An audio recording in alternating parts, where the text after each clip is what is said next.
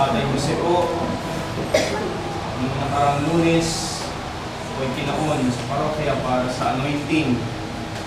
Ayan, ang tuloy ng dahilan. Nasabi nga po sa Antipolo, pag si Father Omar tinawag sa anointing, sigurado na. Ako, hindi ko na alam kung ilan ang aking naihatid. No? Sa akin bukas yung pagiging pari, ang sakramento ng pagpapahid ng langis sa may sakit. Dati, unang taon, yung pagiging pari ko, sinasabi ko sa ko, para ako'y tagapagdala, para ako'y para ako'y tagapagpasya. Kaya nalulungkot ako noon. Pero nung ikalawang taon hanggang ngayon, 4 na taon na ako sa pagiging pari ko, napagtanto ko sa sakramento ng pagpapahid ng banal na langis bilang pari ng simbahan, ako pala naghahatid. Ako'y nagbibiling.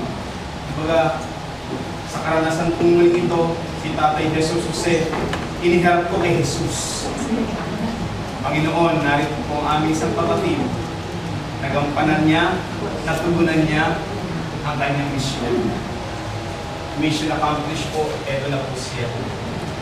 So yun yung isang magandang kasiyahan sa bukasyon ko ngayon pagiging pari. Tinatawag kayo para kayo maghatid. Kaya po yung habang pinapahira siya ng langis, na siya humikbi, huminga, kaya sinabi ko sa sarili ko may inaantay pa. Tama nga naman. Meron po palang gusto makausap, marinig ang tinig, meron po palang mga inaantay, nakaanak. No? Tayo din sa buhay natin bago tayo umalis, gusto natin sila muling marinig. Kahit hindi natin makita, basta marinig. O kaya pagka natin, mahawakan ng kanilang kamay bago tayo umalis. Kasi nga sa pag-alis ngayon ni Tatay Jose, wala na pong balikan. Bakit? Dahil inihatid ko na sa tahanan ni Jesus. No? Kung saan, binasa po natin Ebanghelyo kay San Juan, bakit ninyo hinahanap ang patay, pamumuli ang buhay sa libingan ng mga patay? Dahil si Jesus, siya po yung muling nabuhay. At yun ay sinasampalatayanan natin. Amen? Amen. Lahat tayo na sumasampalataya diyan, mayroong buhay na walang hanggan. At yun ang ating misyon dito sa lupa. Yung ginawa ni Jesus kung siya nabubuhay pa sa lupa, pagmamahal, pagpapatawad, pagbibigay, yun ang ating misyon. Pagkatapos po nun, pag-aalay naman sa Kanya. Kumbaga, pagsasubmit. At wari ko naman, ilan taon ito tatay? 91. Sa Salmo, 70, 80, for those who are strong. Ito, 90. Wow! Strongest. Sigo ba? 90. Sa Salmo, 80 lang, for those who are strong. Ako kaya, umabot pa kaya ng 80? Kasi po, sa panahon ngayon, mga bata, ano po? Ito yung venerasyon namin, mga maiksi ng buhay.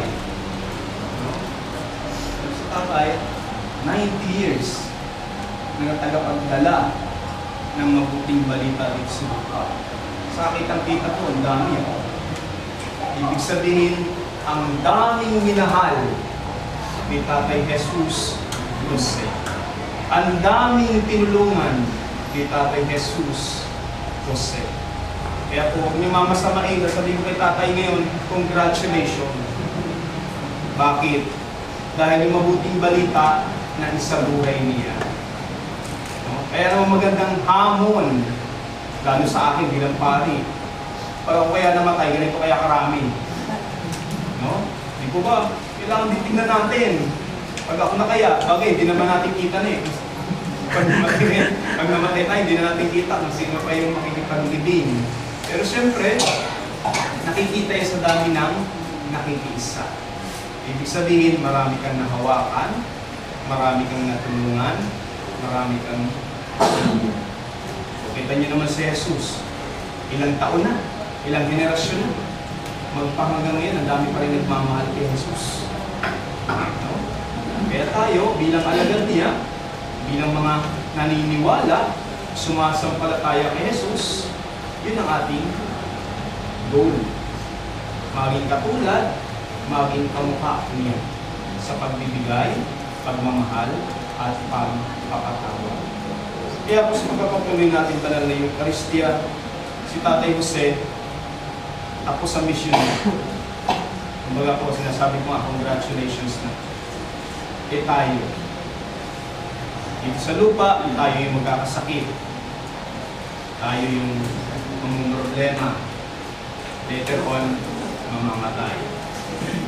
So, sa pagkakilala po natin sa Kanya, sa katauhan ni Tatay Jose, yun ang ating gawing pamantayan. Sundan natin.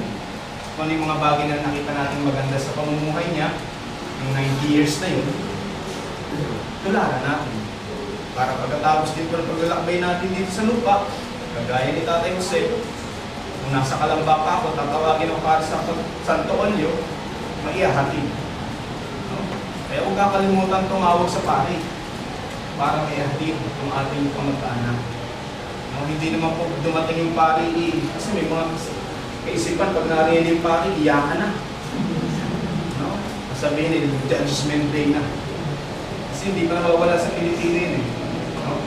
Buti nga, maaga pa silang tumawag. No? Nandun pa sa nakakarinig pa si Tatay Jesus.